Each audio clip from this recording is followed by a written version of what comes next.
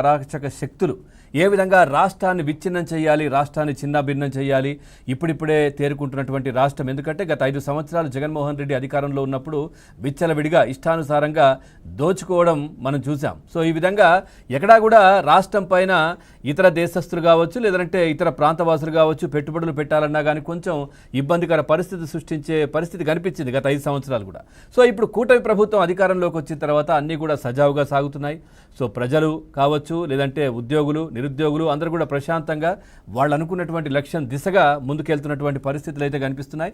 ఈ నేపథ్యంలో జగన్మోహన్ రెడ్డి సృష్టించినటువంటి అరాచకాలు మనం చూస్తూ ఉన్నాం. అంటే పర్యటనల పేరు మీద ఏదైతే పరామర్శల పేరుతో వివిధ ప్రాంతాలకు వెళ్ళిన ప్రతి చోట ఏదో ఒక విధ్వంసాన్ని సృష్టించే ప్రయత్నం చేయడం, ఇవన్నీ కూడా మనం చూస్తూ ఉన్నాం. మొన్న చూడొచ్చు ఏదైతే ఈ పొగాకు రైతులను పరామర్శ పేరుతో అక్కడికి వెళ్ళడం, ఆ తర్వాత వెళ్ళింది పొగాకు రైతుల పరామర్శకే అయినప్పటికీ కూడా, గిట్టుబాటు ధర కోసం వెళ్ళినప్పటికీ కూడా అక్కడ ఉన్నటువంటి పొగాకు బయళ్ళన్నీ కూడా ఇష్టానుసారంగా తొక్కేశారు, పాడు చేశారు. నిజంగా చెప్పాలంటే రైతులు అనుకున్నారు ఎందుకు వచ్చారు ఈయన ఇక్కడ మా దగ్గరికి అన్నట్టుగా వాళ్ళందరూ ఇబ్బంది పడ్డ పరిస్థితి కనిపించింది. గిట్టుబాటు ధర కాదు, కనీసం అమ్ముకునే పరిస్థితి లేకుండా పొగాకును పాడు చేసి వచ్చారు. గతంలో గుంటూరు మిర్చి యార్డుకి వెళ్ళారు. అక్కడ మిర్చి రైతులకు సంఘీభావం తెలుపుతాను, వాళ్ళకు మద్దతు ధర ఏదో హడావిడి చేసే ప్రయత్నం. అక్కడ 11-12 టిక్కీలను కూడా ఎత్తుకొని పోయినటువంటి పరిస్థితి. సో మొన్న రౌడీలను కలవడానికి వెళ్ళారు. సో అక్కడ కూడా హడావిడి సృష్టించే ప్రయత్నం. నిన్న మనం చూసాం ఏ విధంగానైతే అక్కడ ఒక వైసీపీ కార్యకర్త పెద్ద ఆయన జగన్మోహన్ రెడ్డి ప్రయాణిస్తున్న కారు చక్రాల కిందే ప్రాణాలు కోల్పోయారు. ఆ కారు మీద జగన్మోహన్ రెడ్డి నిలిచినటువంటి దృశ్యం. సో ఎంత అమానవీయమైనటువంటి సంఘటన. అంటే జగన్ బయటకు వస్తున్నాడు, తమ ప్రాంతానికి వస్తున్నారంటే ఆ ప్రాంతంలో ఉన్నటువంటి ప్రజలు పారిపోతున్నారు. మాకొద్దు, మా దగ్గరికి రాకండి అని దండాలు పెడుతున్నటువంటి పరిస్థితులు. ఎందుకంటే ఆయన వచ్చి వెళ్ళిన తర్వాత మళ్ళీ మేము గ్రామాలకు వస్తామని చెప్తున్నటువంటి పరిస్థితులు. ఇట్లా జగన్మోహన్ రెడ్డిని చూస్తే గ్రామస్తులు భయపడే స్థాయికి ఆయన పర్యటనలు ఉంటున్నాయి. ఇకనైనా కూటమి ప్రభుత్వం చాలా సీరియస్గా ఉండాలి. పర్యటనల పేరు మీద జగన్మోహన్ రెడ్డి సృష్టిస్తున్న విధ్వంసానికి అడ్డుకట్ట వేయాలి. సో ఖచ్చితంగా ఆయనకు అనుమతులు ఇవ్వకూడదు. ఖచ్చితంగా నిజంగా చెప్పాలంటే ఆయన మీద ఉన్నటువంటి కేసులకు సంబంధించి సిబిఐకి రాష్ట్ర ప్రభుత్వం లెటర్ రాయాలి. ఈయన బయట ఉంటే చాలా ఇబ్బందికర పరిస్థితులు, ఈయనను ఆ బెయిల్ క్యాన్సిల్ చేసి లోపలేయండి అని చెప్పేసి రాష్ట్ర ప్రభుత్వం కోరాలి అని ప్రజలు మాట్లాడుకుంటున్నటువంటి పరిస్థితులు కనిపిస్తూ ఉన్నాయి. రాష్ట్రంలో ఇంత విధ్వంసం సృష్టించి ఆయన హ్యాపీగా యలహంక ప్యాలెస్లో సేదతీరుతున్నారు. ఇక్కడ ప్రజలను, ఆ ప్రాంతాల వాసులను ఏ విధంగా ఇబ్బంది పెట్టారో మనం చూసాం. ఈ నేపథ్యంలో నిన్న కూటమి ప్రభుత్వం సంవత్సరం కాలం పూర్తయిన నేపథ్యంలో పూర్తిగా దానికి సంబంధించి మీటింగ్ కూడా జరిగింది. సో కూటమి ప్రభుత్వం దాంట్లో ముఖ్యమంత్రి గారు, ఉప ముఖ్యమంత్రి గారు, లోకేష్ గారు వీళ్ళందరూ మాట్లాడారు. సో 1 ఇయర్లో ఎట్లాంటి పురోగతి సాధించాం, అదేవిధంగా ఏం చేయదలుచుకుంటున్నాం, ఏం చేస్తున్నాం అన్నట్టుగా కూడా మాట్లాడారు. అదేవిధంగా వైసీపీ అరాచకాలపై కూటమి ప్రభుత్వం చాలా సీరియస్గా ఉందంటూ కూడా నిన్న వాళ్ళు మాట్లాడడం జరిగింది. జగన్ పర్యటనలు, వ్యాఖ్యలపై డిప్యూటీ సీఎం వార్నింగ్ కూడా నిన్నిచ్చారు. మరో 15 నుంచి 20 సంవత్సరాలు తమ ప్రభుత్వమే ఉంటుంది అని పవన్ కళ్యాణ్ గారు కూడా నిన్న చెప్పడం జరిగింది. ఎందుకంటే అట్లా ఉంటేనే ఈ అభివృద్ధి అనేది కంటిన్యూ అవుతుంది, రాష్ట్రం ఒక కొలిక్కి వస్తుంది, ఒక ప్రశాంత వాతావరణం ఏర్పడుతుంది, ఆ విధంగా ఉంటుంది అన్నట్టుగా కూడా ఆయన మాట్లాడడం జరిగింది. అదేవిధంగా కేంద్ర ప్రభుత్వం నిర్దేశించినటువంటి 2047 లక్ష్యాలను కూడా మనం చేరుకుంటాం. ఈ అరాచక శక్తులు ఈ విధంగా విధ్వంసాన్ని సృష్టిస్తుంటే ఖచ్చితంగా దానికి కూడా ఇబ్బంది కలిగే పరిస్థితి ఉంటుంది. ఎందుకంటే పెట్టుబడులు రావడానికి కూడా వెనుక ముందు అయ్యే పరిస్థితి ఉంటుంది. కాబట్టి ఖచ్చితంగా ఇట్లాంటి చర్యలను ఖండిస్తున్నాము. మళ్ళీ ఒకసారి ఇది రిపీట్ అవుతే కనుక ఖచ్చితంగా చర్యలు తీసుకుంటామని పవన్ కళ్యాణ్ వార్నింగ్ ఇచ్చినటువంటి పరిస్థితి జగన్మోహన్ రెడ్డికి.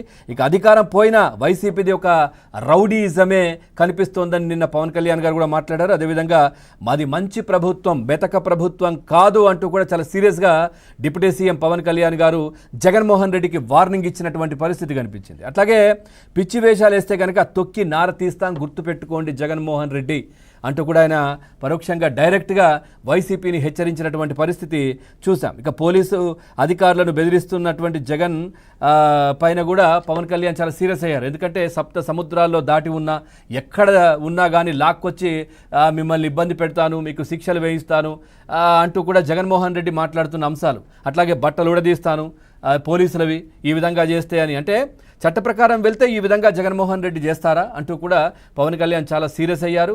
నేపథ్యంలో కూడా మనం గతంలో కూడా చూసాం, అవసరమైతే నేను హోమ్ మినిస్టర్ తీసుకుంటాను అంటే సందర్భాన్ని బట్టి ఆ విధంగా మాట్లాడడం జరిగింది అప్పుడు.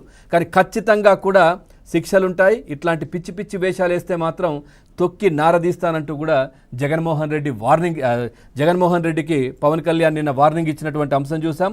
ఇక ఈ బ్యానర్లు పట్టుకొని గొంతు కోస్తామనే డైలాగ్స్ సినిమాలకు బాగుంటాయి, కానీ ఈ బయట మాత్రం ఇవన్నీ నడవవు. నేను కూడా సినిమా పరిశ్రమ నుంచి వచ్చిన వాడినే. బయట మాత్రం ప్రజాస్వామ్యయుతంగా ప్రజలకు మంచి చేసే విధంగా ఉండాలి. ఇట్లాంటి ఇబ్బంది కలిగించే పరిస్థితి ఏదున్నా పవన్ కళ్యాణ్ ఆల్రెడీ రంగంలోకి దిగారు. దీనికి సంబంధించి ఖచ్చితంగా ఏదైతే మొన్న జరిగిన ఇష్యూ యాక్సిడెంట్కి సంబంధించి కూడా పవన్ కళ్యాణ్ చాలా సీరియస్గా ఉన్నారు. సో ఖచ్చితంగా ఇట్లాంటి వేషాలు వేస్తే ఈ రౌడీ మూకలను ఏరిపారేస్తా అంటూ కూడా ఆయన పవన్ కళ్యాణ్ చాలా సీరియస్గా చెప్తున్నటువంటి పరిస్థితి. ఇంతకాలం చూశారు 1 ఇయర్ పాటు, మరి ఏమైనా మారుతుందేమో వైసీపీ, జగన్మోహన్ రెడ్డి ఏమైనా మారుతారేమో, ఇకనైనా ఎందుకు మా ఓటమికి కారణం అనేది విశ్లేషించుకుంటారేమో, ప్రభుత్వానికి పనికొచ్చే పనులు ఏదైనా చేస్తారేమో, ప్రభుత్వానికి సహకరిస్తారేమో అన్నట్టుగా కూడా ఆలోచన చేశారు పవన్ కళ్యాణ్. అట్లాంటి పరిస్థితి జగన్మోహన్ రెడ్డి దగ్గర నుంచి రావట్లేదు. ఇంకా ఆయన దగ్గర ఇలాంటిది ఎక్స్పెక్ట్ చేయడం వేస్ట్ అన్నట్టు కూడా ఆలోచన చేసినట్టుగా తెలుస్తోంది. ఖచ్చితంగా ఇక నుంచి అవసరమైతే జగన్మోహన్ రెడ్డిని లోపలైనా పెట్టి రాష్ట్రాన్ని కాపాడుతామంటూ కూడా నిన్న అందరూ కూడా మాట్లాడుతున్నటువంటి పరిస్థితి. ముఖ్యంగా పవన్ కళ్యాణ్ గారు అంతా సీరియస్గా ఉన్నారు ఈ అంశానికి సంబంధించి, జగన్మోహన్ రెడ్డి సృష్టిస్తున్నటువంటి విధ్వంసానికి సంబంధించి. సో ఓవరాల్గా ఈ అంశానికి సంబంధించి మనం చర్చలోకి వెళ్దాం. చర్చలో పాల్గొంటున్నారు సీనియర్ జర్నలిస్ట్ దుర్గా వడ్లమణి గారు కూడా లైవ్లో సిద్ధంగా ఉన్నారు. నమస్కారం అండి. అట్లాగే ఇటు జనసేన పార్టీ వీరమహిళ అధికార ప్రతినిధి శివపార్వతి గారు కూడా లైవ్లో సిద్ధంగా ఉన్నారు. నమస్కారం అండి. అట్లాగే TDP party leader Kancharla Vijayabhaskar గారు కూడా మరి కాసేపట్లో జాయిన్ అవుతారు. జాయిన్ అయ్యారు. అందరికీ నమస్కారం అండి. ముందుగా దుర్గమణి గారు, మేడం, ఒక సీనియర్ జర్నలిస్ట్గా ఎట్లా చూస్తారు ఈ అంశాన్ని? అంటే రాష్ట్రం ఇప్పుడిప్పుడే కుదుటపడుతోంది, బాగుపడుతోంది. 1 ఇయర్లో ఎన్నో అద్భుతాలు చేసింది ప్రభుత్వం కూడా, ఇప్పుడు వచ్చినటువంటి కూటమి ప్రభుత్వం. జగన్మోహన్ రెడ్డి అవన్నీ చూస్తూ కూడా ఆయనకు ఇంకా ఏం చేయాలో తెలియట్లేదు. అరే ప్రభుత్వం బాగా పనిచేస్తోంది కదా అనే దాంట్లో కుట్రలు కుతంత్రాలకు మొదలుపెట్టారు. నిన్న కూటమి ప్రభుత్వం కూడా చాలా సీరియస్ అయినటువంటి పరిస్థితి. ఏం చెప్తారు మేడం? రైట్, భాస్కర్ గారు.